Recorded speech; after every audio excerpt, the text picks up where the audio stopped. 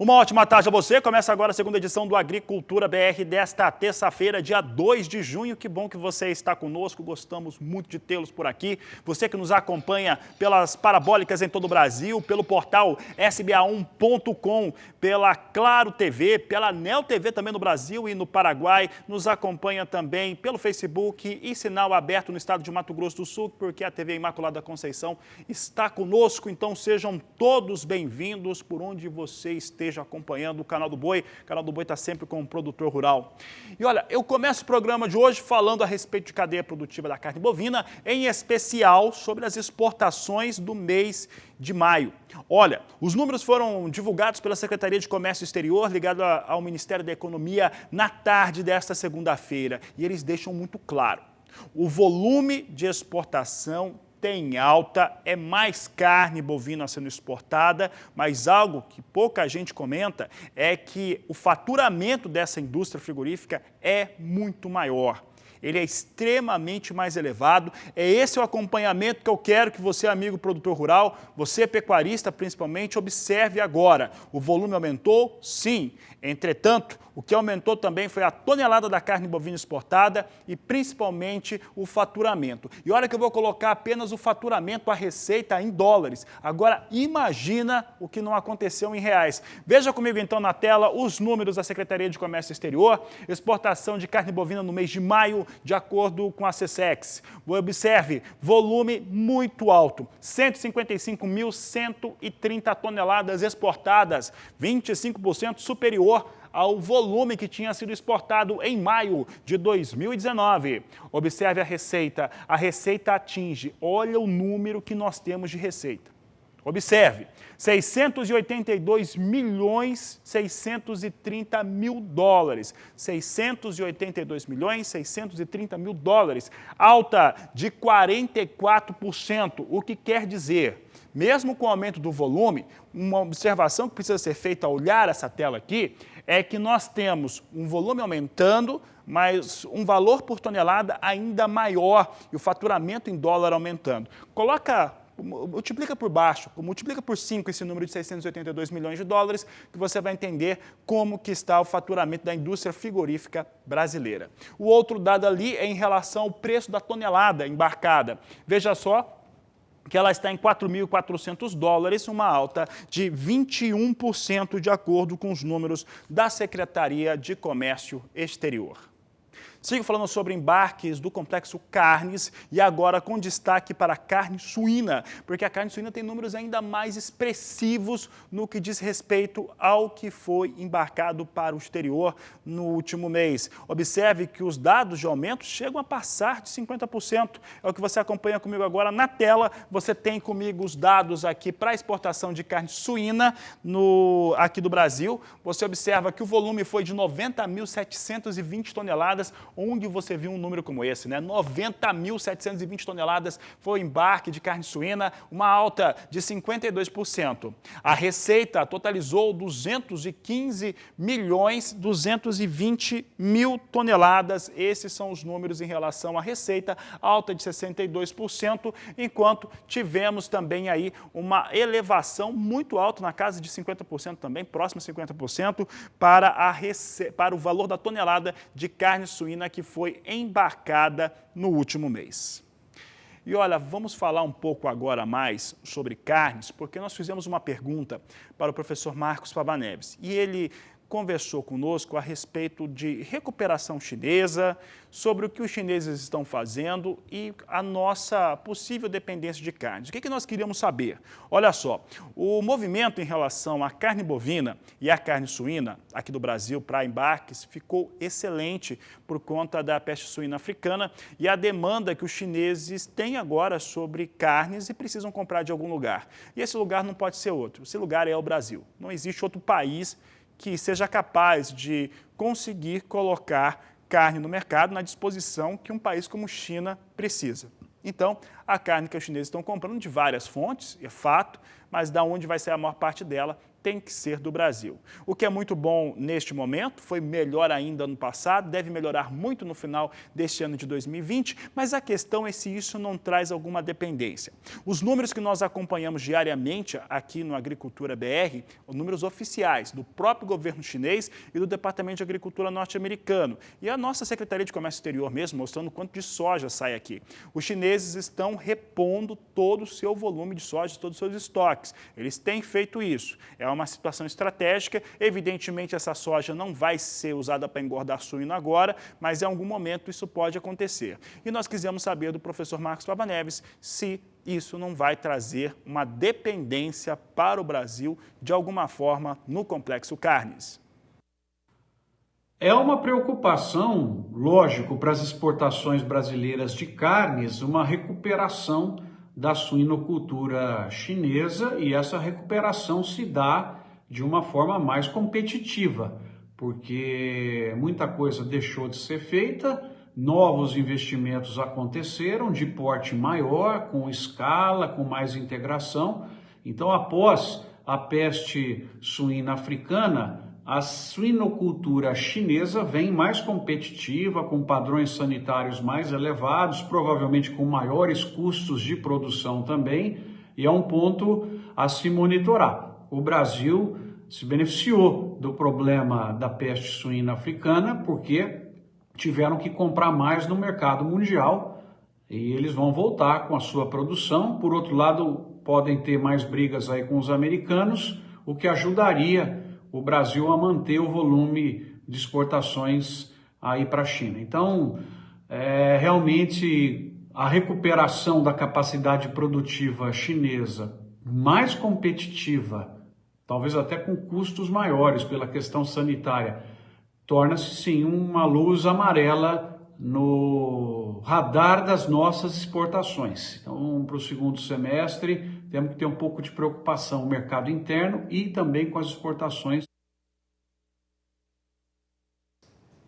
Está aí o professor Marcos Fava Neves deixando claro, né, essa observação da equipe do Agricultura BR é uma situação realmente para estarmos de olho. É aproveitar a circunstância de mercado, mas não ficar desatento em torno de uma possível dependência em relação ao que vem acontecendo na China. A China está, de fato, repondo tudo que pode de soja.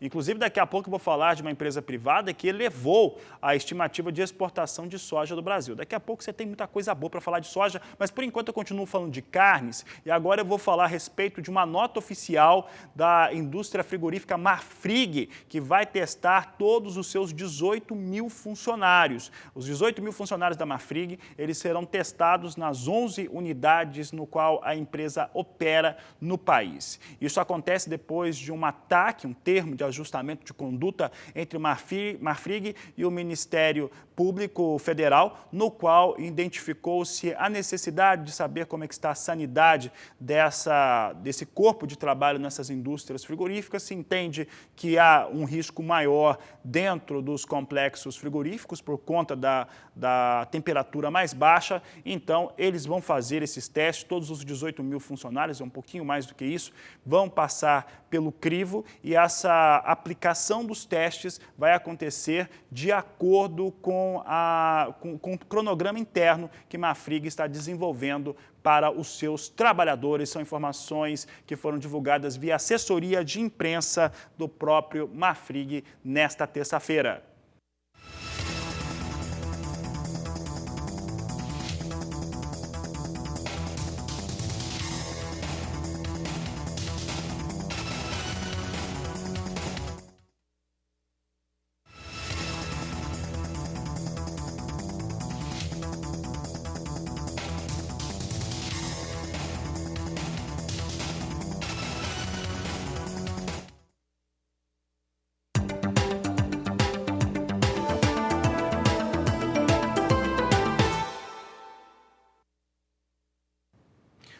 À tarde de ontem, tivemos a divulgação da Secretaria de Comércio Exterior do Ministério da Economia sobre as exportações brasileiras no mês de maio. E o principal produto da exportação nacional, todo mundo sabe, é a soja. E a elevação para a soja, comparando maio de 2020 com maio de 2019, chega a quase 52%, tanto no volume quanto também no faturamento. Eu vou explicar essa relação, porque, claro, que num caso como esse, houve uma queda aí para o que aconteceu em relação ao preço da tonelada da soja.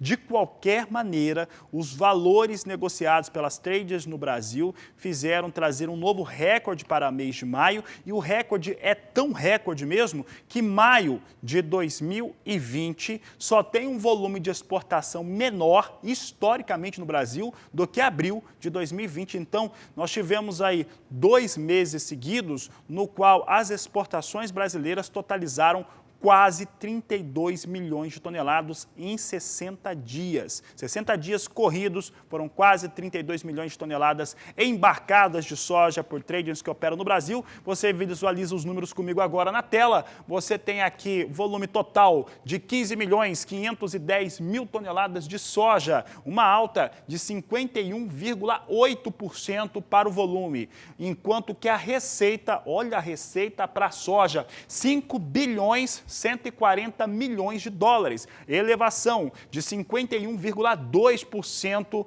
para a receita, comparando maio de 2020 com maio de 2019. Valor da tonelada da soja teve um leve desacréscimo, ano passado, se eu não estou enganado, em maio, o valor praticado com soja era de 340 dólares por tonelada, cai agora para 331 dólares e 50 centes, portanto uma queda aí de 2,1% de acordo com os números da Secretaria de Comércio Exterior, mais um ótimo mês que foi para os embarques da soja do Brasil, das tradings que operam no Brasil, situação que deve melhorar bastante, porque deve-se ter um assédio muito maior sobre o produto nacional a partir de agora.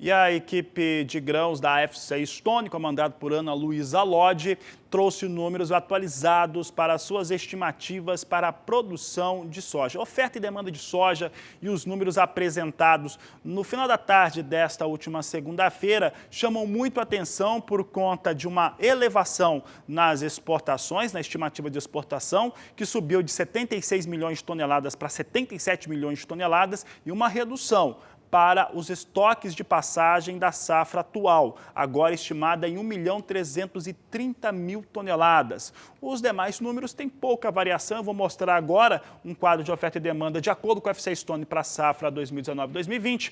Produção estimada em 120 milhões 850 mil toneladas. Subiu 300 mil toneladas a FC Stone entre o mês de maio e a apresentação agora no mês de junho.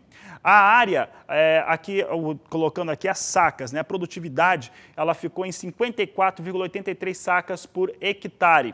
As exportações, como eu disse, elas subiram 1 milhão de toneladas na estimativa, chegando agora a 77 milhões de toneladas a serem exportadas na campanha atual. E o estoque final, ele recua. A FC Stone, até o mês passado, acreditava num estoque de passagem de 2 milhões e 60 mil toneladas de soja no Brasil. E agora acredita em 1.330 mil toneladas da oleaginosa estocadas para entrar a safra 2020-2021. É muito pouca soja no país.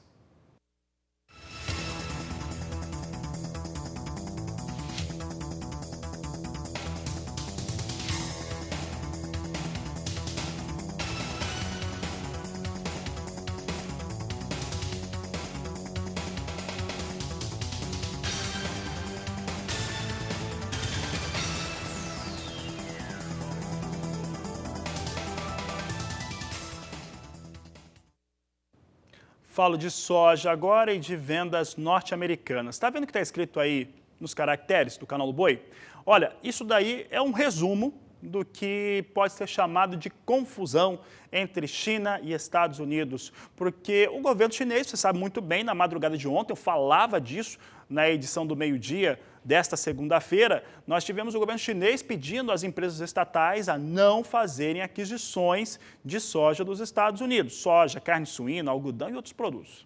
Só que aí, nós primeiro que já tinha à noite ali alguns rumores que alguns navios tinham sido vendidos aí de soja norte-americana para a China e hoje o Departamento de Agricultura dos Estados Unidos confirmaram vendas de 132 mil toneladas de soja para serem entregues na campanha 2020 e 2021. Tá certo que essa soja aí é um negócio? Não dá para saber se ele vai de fato acontecer, só vai acontecer quando ela passar pela expedição norte-americana, mas de qualquer maneira teve negócio sim sendo anunciado e comunicado pelo Departamento de Agricultura norte-americano por exportadores privados daquele país.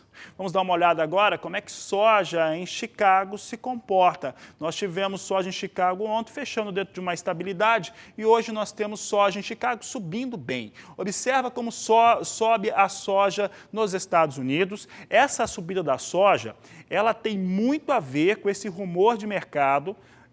Alguns portais norte-americanos estão falando disso hoje. Que estão dizendo o seguinte, que teve venda de soja em volumes muito grandes, seriam 4 navios, aí você calcula um Panamax a 50 mil toneladas, você pode ter certeza que deve estar em torno de 200 mil toneladas que os chineses teriam comprado dos Estados Unidos, mesmo com a situação de ameaça. Observe que a posição de julho vai subindo agora 1,4%, vindo para 8 dólares e 53 centes o bushel, essa é a posição de maior liquidez. Agosto, 8,55, setembro, 8 dólares e 56 centes mais 4, novembro, 8 dólares e 62 centes mais 6 por bushel, seus negócios com soja em Chicago. E a semana começou até que turbulenta para o mercado internacional da soja. Tivemos informação que o governo chinês havia passado uma orientação para as empresas estatais a não fazer aquisições junto aos Estados Unidos de carne suína e soja, por exemplo. Entretanto, tivemos nesta última segunda-feira informação de venda de soja americana para a China e nesta terça também. Quem comenta a questão e os impactos aqui sobre o Brasil é Marcos Araújo, ele que é consultor e sócio da Agroinvest. Marcos, obrigado pela participação mais uma vez aqui no Agricultura BR, no canal do Boi. Como é que está essa situação, a leitura dessa relação, esse conflito entre Estados Unidos e China tem ficado cada vez mais complicado. Boa tarde. Nós tivemos no anúncio das autoridades chinesas falando para que as estatais, a COFCO, o Sinogrem, parassem a compra de soja, carne suína e entre outros produtos norte-americanos em função do agravamento da relação comercial desses dois países. Mas na prática é diferente. Nós temos visto aí os traders reportando. Ontem, por exemplo, 4 navios Panamax comercializados na China e hoje o SDA anunciou também essas vendas.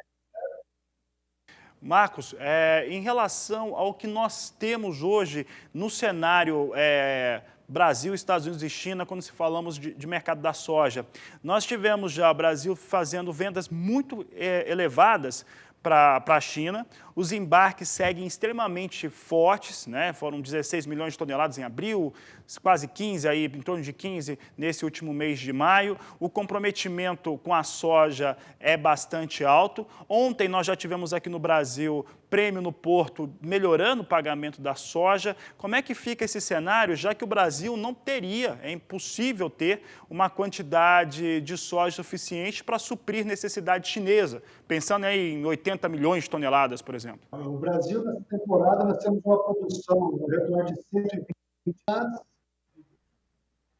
e nós temos uma exportação prevista de 80. Nós temos um consumo interno, somando o processamento e semente, ao redor de 45 milhões de toneladas. Nós temos que recorrer aos estoques iniciais para que tenhamos aqui uma plena capacidade de oferta da soja no Brasil. A grosso modo, a China, nessa temporada, estima-se uma importação ao redor de 95 toneladas. O Brasil não é pleno suficiente fornecedor da soja para a China. Nós temos aí 90% da exportação mundial de soja concentrada em 4 países: Brasil, Estados Unidos, Argentina e Paraguai. Ou seja, o Brasil aqui nós não temos cota de exportação. Se porventura o Brasil exportar 85 milhões de toneladas, isso forçará um racionamento do consumo doméstico. Naturalmente, os prêmios da soja aqui no Brasil devem continuar se fortalecendo em função dessa maior demanda e menor oferta do produto. Naturalmente, teremos esse mercado descolado de Chicago. Em contrapartida, quando nós avaliamos a exportação na Argentina, ela gira entre 8 a 10 milhões de toneladas de soja por ano. A China é o maior exportador global de farinha de soja. Já o Paraguai tem uma limitação na exportação da China em função do que o país vizinho apoiou no ano passado. E a China não compra soja paraguaia. Nós temos, então, um excedente de soja disponível, a soja norte-americana. Então, o mercado trabalha com essa limitação de oferta aqui no Brasil. A China vai acabar sendo forçada a comprar soja norte-americana. E hoje, isso daí repercute Chicago em alta, também com o real ganhando força frente ao dólar. Chicago se comporta em alta nesse momento. Chicago opera com 8 centavos de alta na soja. Tá certo, Marcos. Marcos, para encerrar e falando também um pouco sobre Estados Unidos, se eu não estou enganado, na safra até o último relatório de vendas e exportações que foi divulgado na sexta, por conta do feriado, na segunda-feira da última semana por lá, eles traziam um total de vendas aí já em 41 milhões para 42 milhões de toneladas, para uma meta pouco superior a 48 milhões de toneladas de soja na campanha 19-20, né? A meta de exportação, de acordo com o Departamento de Agricultura americano, uma meta mais tímida por conta das situações que eles têm com o próprio governo chinês. Essa meta, que foi definida pelos próprios americanos, pode não ser batida nessa safra 19-20? Certamente não será. Hoje as exportações americanas estão previstas ao redor de 45 milhões de toneladas, a exportação americana. Pelo ritmo de exportação, está mais próxima de 40. E esse é um ponto que deixa o mercado apreensivo, porque essa menor exportação vai repercutir em maiores estoques finais norte-americanos. E a partir de setembro próximo agora, inicia a colheita da temporada 2021. Então, os Estados Unidos hoje vivem com esse excedente de soja que precisa ter um enxugamento desses estoques para que Chicago possa se comportar em altas mais consideráveis. Uma vez que a cotação da soja na bolsa de Chicago reflete a realidade norte-americana. E essa realidade são os estoques superiores a 16 milhões. Tá certo, então, Marcos. Marcos, quero agradecer a sua participação aqui no Agricultura BR, no Canal do Boi. Obrigado pela participação. Um grande abraço. Um abraço a todos, tenham um bom dia. Tá aí o Marcos Araújo conversando conosco sobre o mercado de soja. Sigo falando agora de situações que são importantes para a soja. Olha essa tela. Eu estou vendo que o Walter Puga já vai participar conosco. Puga, o dólar vai caindo forte agora, queda de 2,97%. O senhor Walter Puga Júnior, R$ 5,22 mais 4 aqui é o número que eu vou trazendo para o dólar. Puga, o que é que está acontecendo no mercado hoje? Dólar despenca aqui no Brasil. Essa oscilação sempre é prejudicial para os negócios, não há dúvida, principalmente para quem exporta. Mas o que está acontecendo no mercado? Walter Puga Júnior, boa tarde, seja bem-vindo. Boa tarde a você, boa tarde a todos. Fabiano, há um otimismo em todo o mundo com uma recuperação econômica que começa a mostrar sinais, né? Vamos lembrar que nós temos aí reinício das atividades na Espanha, reinício das atividades na Itália, na Europa, as bolsas vêm em alta e isso traz, lógico, uma expectativa positiva para países emergentes. Tanto que a moeda norte-americana não perde só para o real. Ela recua também frente ao rand sul-africano, também frente a peso mexicano, frente à lira turca, ou seja, há uma alta em todas as moedas de países emergentes, porque há um otimismo com a retomada dos negócios, notadamente para, vamos dizer assim, setores que foram muito atingidos, como turismo, aviação, né? Empresas de comércio de varejo que tiveram muita dificuldade. Isso tudo traz o dólar chegou a subir hoje a 5,33, é verdade, mas também chegou a ceder para a faixa de 5,22 mais 2, praticamente 5,22, caiu mais de 3%. O otimismo já vem desde o início dessa madrugada, né? Para se ter uma ideia, o que acontece agora na Europa, o dólar vem em baixa, né? Nós temos aí, lógico, uma atuação do Banco Central também, importante ressaltar isso, o Banco Central continua firme, aliás, foi ao mercado hoje, ofertou o swap cambial tradicional, com vencimento em setembro e vencimento até para 2022, ou seja, há uma atuação do Banco Central tentando minimizar qualquer expectativa de alta do dólar. Mas ocorre um movimento internacional neste momento de valorização das moedas emergentes. E o real vem recuperando o terreno. Vou repetir, caí agora há pouco para a faixa de 5,22.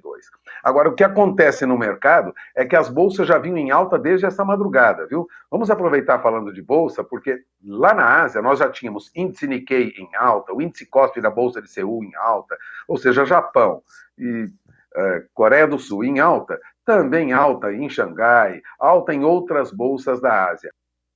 Veja, o índice DAX da Bolsa Alemã, né, índice DAX da Bolsa de Frankfurt, sobe agora, para se ter uma ideia, 3,71%, eu estou acompanhando aqui. Também há uma alta na Bolsa de Londres de 0,89%. A Bolsa de Paris sobe mais de 2%.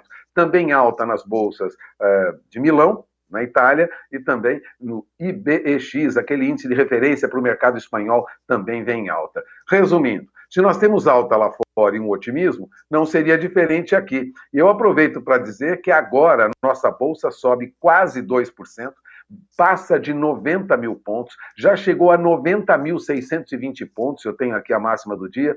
Neste momento tem alta de 1,96%, há uma forte recuperação em diferentes papéis que são negociados na nossa bolsa. Veja, nós temos a Embraer com a possibilidade de algum acordo aí em alta de mais de 8,5% agora. Então temos uma movimentação no mercado muito positiva. O que ocorre é especulação, lógico, com a possibilidade de recuperação rápida da economia de diferentes países.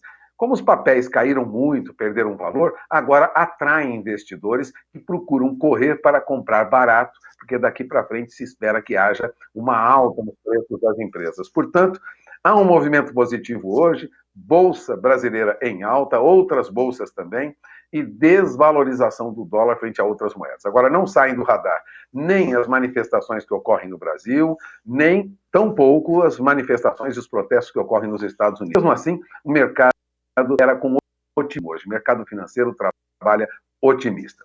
É esperar para conferir até o final do dia e o decorrer dessa semana. Mas a recuperação vem chegando, Fabiano. Notícias boas, pelo menos por enquanto, né? É com você. Obrigado, Walter Pulga Júnior. Daqui a pouco ele volta, aqui é o Agricultura BR. E por aqui eu sigo falando sobre soja, agora negociada nos portos brasileiros. Você acompanha a tela comigo agora, proposta pela Grãos Corretora. E nós temos aqui ainda entrega em junho, na data de hoje, dia 2, valores na referência de R$ 110 a saca de 60 quilos. Mas o que é que está acontecendo, né? Porque se o dólar está caindo, né? Já se sabe que você tem ali uma menor situação para a soja nos portos. Mas o fato é que o prêmio melhorou. Ontem à tarde o prêmio já melhorava. O João Pedro Dias, que é o nosso consultor de agronegócios, já trazia esse dado para mim à tarde e realmente é uma situação de mercado, apesar de China e Estados Unidos terem essa situação de vai e volta. Ontem nós tínhamos prêmios melhorando e hoje provavelmente temos também uma situação melhor de prêmio, valores a R$ 110 por saca de 60 quilos. E o IMEA, Instituto Mato Grossense de Economia Agropecuária, divulgou os números do quarto levantamento para a safra 2019-2020 em relação ao milho segunda safra, o milho safrinha. Vamos aos números em relação ao cereal no estado de Mato Grosso, é o maior produtor do país. Você tem aqui uma campanha estimada em 32.860.000 toneladas de milho a serem produzidos no estado do Mato Grosso. Uma produtividade de 105,46 sacas, essa é a estimativa para o estado mato-grossense. Aqui é uma ligeira elevação da produtividade, de acordo com os dados do IMEA, quando comparado com o levantamento anterior, alta de 0,46% frente aos números apresentados anteriormente.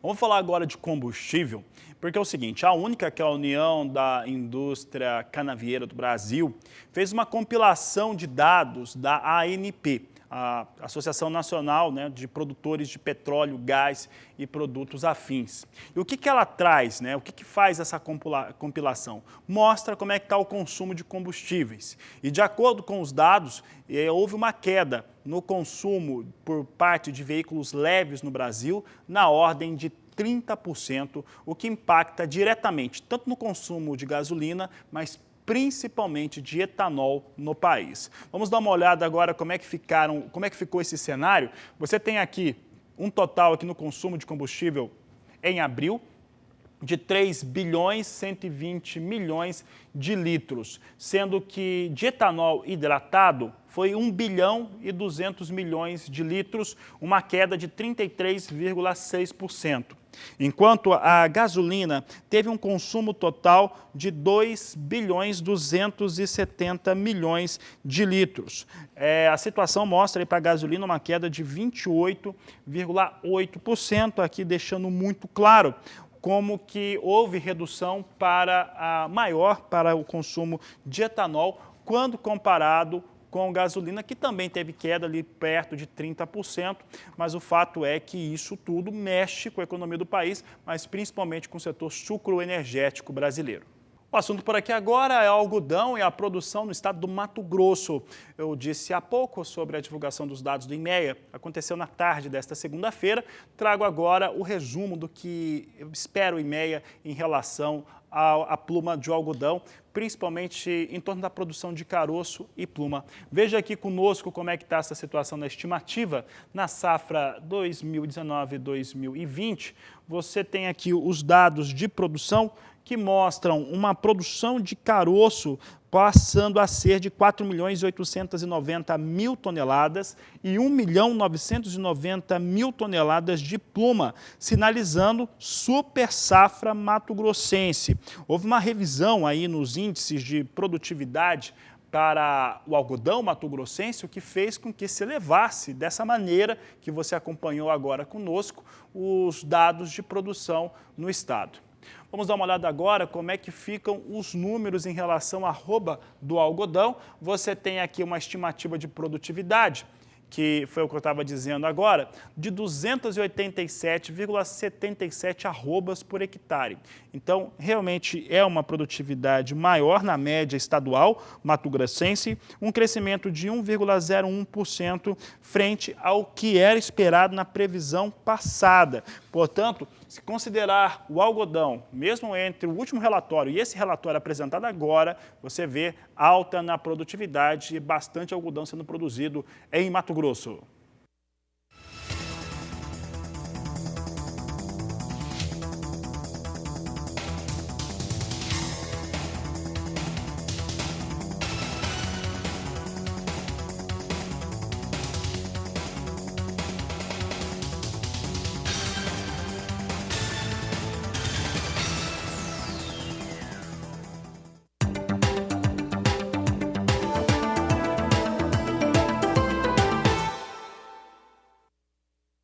O assunto por aqui agora é café. Vamos saber como é que vem se posicionando o café arábica, negociado na Bolsa de Nova York, onde mais se negocia café no mundo. Está na tela, vem alta, mas é uma alta que não compensa essa queda, essa despencada do dólar hoje não. Olha só, posição de julho vem a 98 centes mais 75 a libra-peso, uma alta de 0,45. Já a posição de setembro vem a $1 mais 40 por libra-peso. Dezembro vem $1, 2 centes mais 80 por libra-peso e março de 2021 com negócios a $1, 5 centes mais 5 por libra-peso. São os negócios neste momento com o mercado futuro do café arábica em Nova York.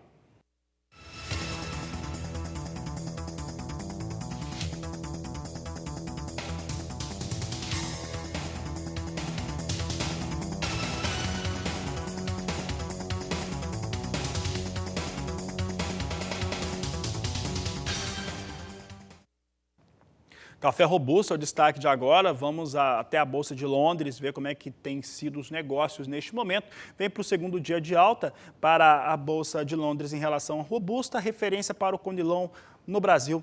Posição de julho vem com $1.183 a tonelada, uma alta de 2,07%. Setembro, $1.200. Posição de novembro, $1.221 a tonelada. E janeiro, $1.240 por tonelada. São os valores negociados com café robusta em Londres.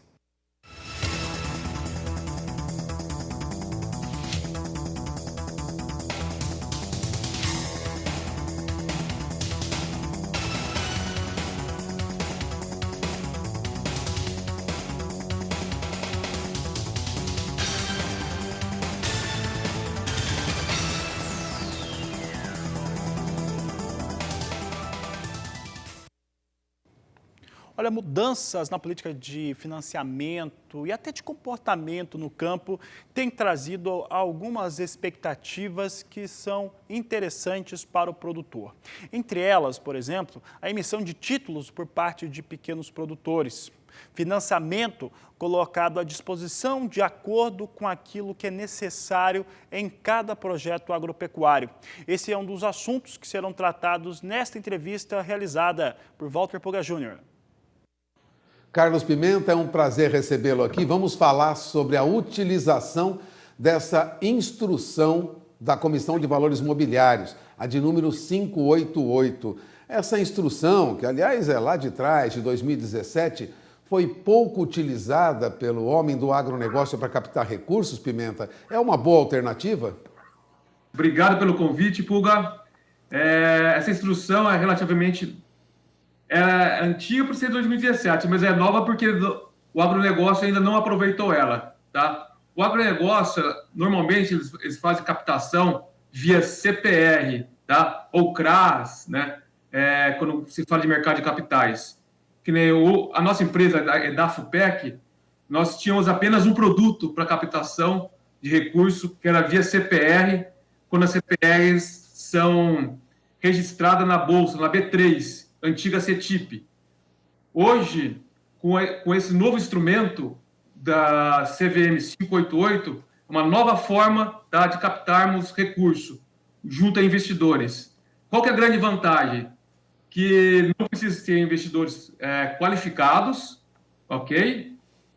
E existem os tickets, os valores são relativamente pequenos para os investidores conseguirem aplicar e aproveitar a rentabilidade do campo, tá? Que varia de R$5 mil, já consegue captar via essa instrução. A Blocks, que é a plataforma que está fazendo essa captação para nós, eles são normatizados pela CVM, obviamente, né? E nós seguimos alguns ritos, tá? Para fazer essa captação. Tá? Só pode ser uma empresa uma limitada para fazer uma captação dessa. Eu tinha algumas empresas que eram IRL e falou, não, você não pode fazer via IRL, você tem que fazer via empresa limitada, tá? Mas para tornar uma empresa limitada não é um negócio difícil, tá? É fácil. Mas o que eu acho que é mais importante dessa resolução é que eles chamam de crowdfunding, né? Que é investimento coletivo. São várias pessoas investindo no seu business, tá? E vão capturar uma parte da sua rentabilidade. Essa é o grande X a questão. Um produtor rural que quer captar recursos, ele tem que cumprir algumas normas, né? A empresa tem que estar bastante organizadinha, tanto nas questões operacionais, eles perguntam bastante questões. Como que você compra, que nem no meu caso, como vocês compram o boi magro? Como que se faz a venda do boi gordo? Aonde você compra a ração? Para quem você vende? Qual a periodicidade de venda que você tem dos animais? Entendeu? Aí você vai na questão fiscal, como funcionam as suas questões fiscais, você tem que abrir o balanço para eles. Mas essa resolução da CVM 588, ela é destinada para pequenas empresas. Então, eles têm uma certa flexibilidade, tá, para entender o nosso negócio. Então, ela sim funciona para empresas do agronegócio como a nossa. Eu pergunto, o dinheiro fica mais barato para quem faz captação, para quem quer financiar o seu agronegócio, com essa perspectiva agora de captar via resolução, instrução 588? Eu vejo que hoje ela não é um recurso mais barato para fazer a captação, tá? Mas o interessante disso tudo é que o mercado de capitais, você tem 3 funções, eu vejo, tá? Primeiro, ele permite você acessar outro bolso, que não é bolso de banco. É um bolso complementar a recursos que pode vir do banco, primeiro. Segundo, na linha do tempo, quanto mais você acessa o mercado de capitais, investidores, vamos dizer assim, a tendência é baixar a taxa e aumentar prazo. Entendeu? Então, isso é muito importante para nós. Imagina, se os investidores começam a conhecer a EDAFOPEC, já fiz operações com ele. Eu não preciso cobrar uma taxa muito alta dele, porque ele paga certinho, vamos dizer assim. Tá? Eventualmente, posso até dar um prazo maior para ele. Exigir menos garantia. Entendeu? Então, é muito importante a questão de credibilidade, tá, junto aos investidores. A gente temos que criar um histórico, tá? Um track record, que é um histórico do passado para você ser beneficiado no presente. Então, para a minha empresa, eu entendo que essa operação é complementar, tá, às outras captações que nós fazemos junto ao mercado financeiro. Bom, a EDAFOPEC é uma empresa que tem feito lançamentos diferenciados, trabalha muito ligado à pecuária, né? Uma empresa de gestão pecuária. Este recurso de captação junto a pequenos investidores serve também para outros produtores que trabalhem com soja, com milho ou com outros produtos agropecuários? A Blocks, que é a empresa que está nos assessorando e tem a plataforma para fazer essa captação junto a pessoas físicas, ela já fez para eucalipto, tá? Se já fez para eucalipto, que é mais longo prazo, vamos dizer assim, para fazer soja, milho, algodão, não vejo problema nenhum. É só fazer as adequações, tá, para o mercado. Então, está fazendo a primeira emissão via CVM 588, vai ser a nossa. Tá? Nós estamos entrando na vanguarda. Emitimos a primeira CPR digital via BBM, né? E agora nós estamos entrando na vanguarda e fazer a captação via a CVM 588. Bom, você acaba de ouvir Carlos Pimenta. Carlos Pimenta é da EDAFOPEC, está trabalhando com captação de recursos para pequenos e médios produtores, né, que podem emitir aí esses papéis, né, para captar dinheiro junto aos investidores, papéis que são permitidos pela instrução da Comissão de Valores Mobiliários, lá de trás, 588. Essa instrução, Pimenta, já existe há um tempo. Por que o agronegócio demorou para se aproveitar dessa possibilidade de captação de dinheiro? Eu acho que é muito mais uma questão de oportunidade, tá?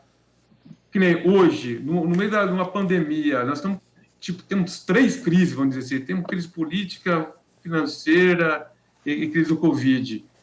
As pessoas começam a se reinventar. E quem está puxando a economia no Brasil, sabe, é o agronegócio. Então, o agronegócio, aí o pessoal aí, dessas plataformas falou, calma aí, eu tenho que ver quem que é uma pessoa, qual é o setor que está adequado para fazer emissão hoje. O pessoal vieram nos procurar, entendeu? Então, é muito por esse lado. O agronegócio, ele é pujante, tá? E na crise, ele que levanta o Brasil, melhora o PIB. Então, é a partir daí que as pessoas estão se ligando que o agronegócio não é mais patinho feio, não.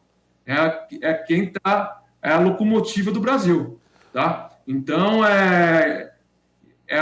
a tendência, tá? As pessoas olharem o agronegócio com outros olhos, como estão ocorrendo agora. Bom, eu agradeço a entrevista do Carlos Pimenta, diretor da FOPEC, uma empresa de gestão pecuária. Fica aí mais uma sugestão, uma possibilidade para a captação de recursos para financiar o seu agronegócio. Tá aí, o Walter Puga Júnior trazendo informações sobre financiamento. Por falar em financiamento, a Farsul, a Federação de Agricultura do Estado do Rio Grande do Sul, tem orientado os produtores em relação às devoluções que são relacionadas ao Plano Collor e também a financiamentos. Você vai entender agora o que tem acontecido por lá, como que essa orientação tem conseguido chegar aos produtores rurais gaúchos, na reportagem de Paulo Andrei. Produtores rurais, pessoas físicas ou jurídicas, com contratos de crédito rural anteriores a março de 1990 e quitados após a data com correção pela caderneta de poupança, terão direito à restituição dos valores pagos a maior. A decisão de abrangência nacional do Superior Tribunal de Justiça teve acórdão publicado no último dia 15 de maio e é resultado do julgamento de recurso apresentado pelo Banco do Brasil na ação pública que discute a devolução de valores relativos ao Plano Collor nos financiamentos rurais. Todos os produtores enquadrados nessa situação, inclusive com contratos quitados, renegociados ou ainda devedores ao banco, podem entrar com a medida judicial individual contra o Banco do Brasil ou a União.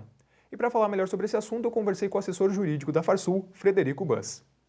O Superior Tribunal de Justiça, em acórdão publicado no último dia 15 de maio, concluiu o julgamento de recurso do Banco do Brasil nos autos da ação civil pública, na qual se discute a devolução dos valores relativos ao Plano Collor nos financiamentos rurais.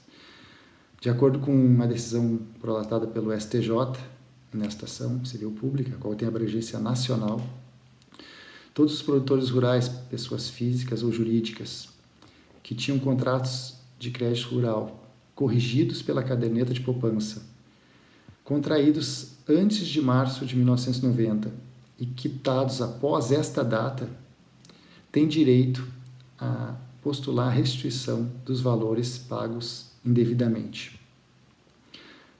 Desse modo, os produtores enquadrados nesta situação, inclusive quem já quitou, renegociou ou continua devendo valores ao banco, poderão ingressar com medida judicial individual com vista a requerer a devolução dos valores pagos a maior.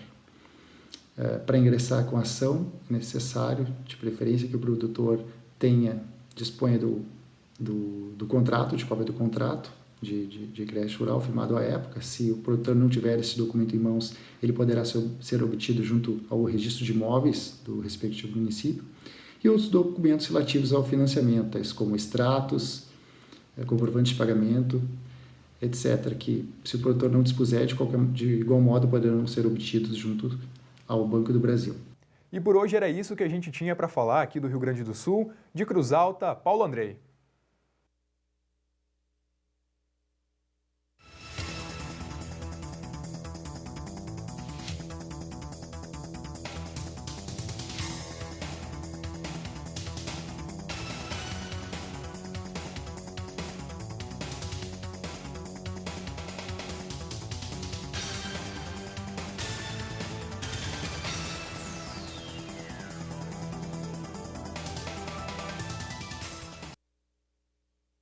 Agricultura BR de volta e vamos falar novamente a respeito do estado do Mato Grosso, mas agora abordando a cultura do girassol. E o girassol deve ter uma área retraída agora nesta safra. Essas são as expectativas que estão sendo apontadas pelos produtores e também pelo IMEA. Quem fala sobre o assunto é o repórter Valdir Pacheco. De acordo com a previsão da Companhia Nacional de Abastecimento, CONAB, o cultivo de girassol deverá perder espaço na safra 2019-2020 em Mato Grosso. A área destinada ao cultivo da cultura no estado sofre uma retração de 33,7%, passando de 38 mil hectares registrados na safra anterior para 25.200 hectares. No 8º levantamento da safra de grãos da companhia, a cultura perdeu espaço nesta temporada, tendo em vista a concorrência no momento da opção pela cultura com o milho e o algodão segunda safra, que representam maior rentabilidade e maior difusão e facilidade na comercialização. Com a diminuição da área plantada, a previsão da Conab é de que a produção mato-grossense de girassol diminua 35,1%, passando de 60 mil para 39.400 toneladas. Ainda assim, o estado deve seguir como o maior produtor da cultura. Goiás aparece em segundo com a previsão de produzir 31.400 toneladas, 15,8% a menos do que na safra anterior. No estado, o plantio do girassol foi encerrado em março e atualmente as lavouras estão em fase reprodutiva. De Sinop, Mato Grosso, Valdir Pacheco.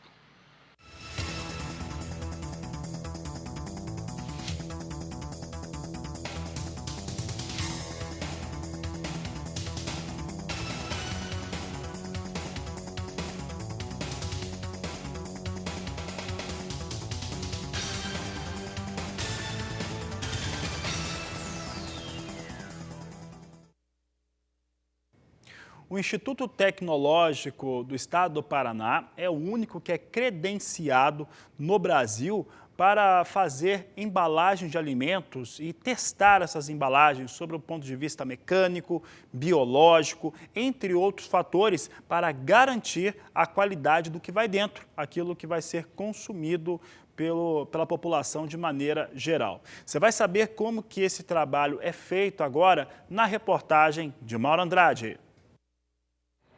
Neste momento em que as exportações do agronegócio estão aquecidas e crescem as exigências voltadas à segurança alimentar, é importante o Brasil contar com o desenvolvimento de tecnologias voltadas às embalagens de alimentos. E o Tecpar, Instituto de Tecnologia do Paraná, faz esse tipo de trabalho. Presta serviço para empresas que desejam comercializar os seus produtos dentro das mais rigorosas normas sanitárias. Os laboratórios do Tecpar estão habilitados para realizar ensaios químicos e microbiológicos em embalagens que entram em contato com alimentos. Em 2019, nosso laboratório passou por uma auditoria do Inmetro, no qual a gente ampliou nosso escopo de ensaios para atender esse ramo dentro da área de indústria de alimentos. Qual que é a importância disso? Bom, as embalagens, normalmente, elas têm na sua composição alguns componentes que podem migrar dela para os alimentos e esses componentes, esses compostos, eles podem vir a causar alguma toxicidade para quem o consome, algum alergênico ou algum metal pesado que possa ser prejudicial para a saúde. Então, os ensaios laboratoriais, eles visam assegurar a quem está consumindo esse alimento que não vai ter nenhum problema. Além desses ensaios, nós também realizamos alguns ensaios para a indústria de plásticos e celulose que visam garantia com relação à gramatura, dimensionamento, qual a quantidade de empilhamentos, além de outros serviços que nós prestamos no ramo de embalagens, de águas, entre outros. Caso um cliente tenha interesse em realizar esses ensaios, pode entrar em contato com a gente através do nosso saque ou através do site do Tecpar.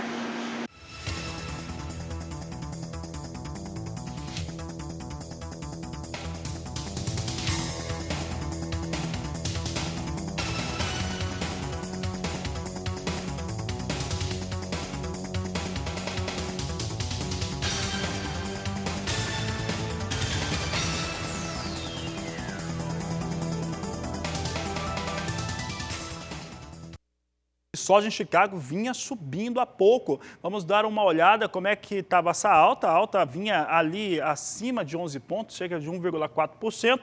A alta continua, vem aí pouco acima de 1% no momento, mas segue. Posição de julho vem a 8 dólares 49 centes mais 2 o bushel. Agosto, 8,51 mais 6. Posição de setembro, 8 dólares 53 centes mais 2. E a posição de novembro, negociada a 8 dólares 60 centes por bushel. São os negócios que trazemos agora em destaque com a soja em Chicago.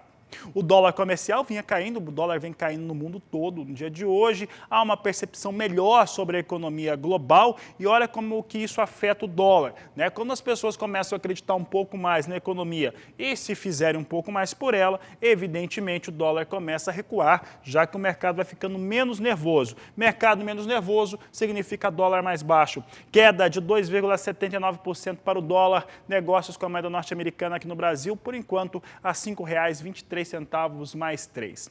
E com essas informações eu encerro essa edição do Agricultura BR. Eu lembro que eu volto logo mais às 16 horas na terceira edição. A todos uma excelente tarde, um grande abraço e até lá!